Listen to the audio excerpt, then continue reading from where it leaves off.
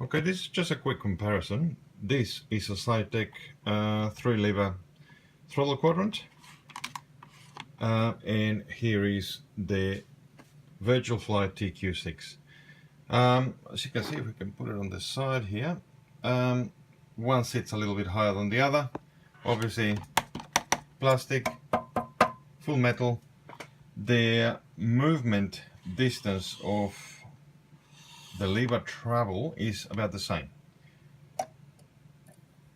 which is good. Some people have complained about other throttle quadrants that have too short a range of movement. As you can see here, they are both pretty much the same, and you can admire the difference here. Full metal, this is just plastic, and reverse.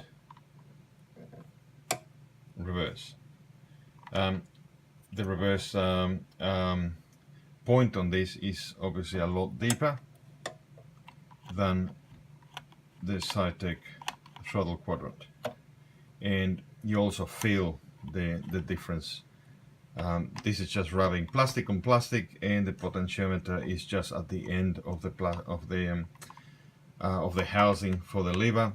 This is not plastic on plastic. It has its own, as we saw before, its own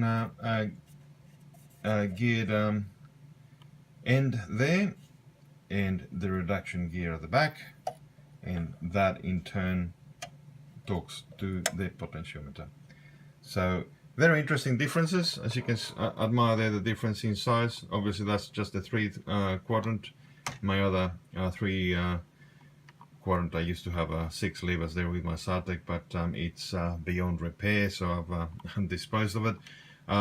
So what you can see here is the even distance. Obviously this is a generic throttle quadrant, and this is a dedicated throttle quadrant for flight simulation. Now it's very interesting, as you would have read on the Avsim review, as to the reason why, what the philosophy behind this, and the quote of they wanted something of superior performance, but they also realized that the vast majority of people don't make use of the multiple functionalities of FSX and P3D. So they just wanted a dedicated throttle quadrant, hence they went for this product. So as you can see, like I said before, twin throttles, propeller RPM. Now if you have a trijet, 727 say, or whatever, you can assign this to your third engine.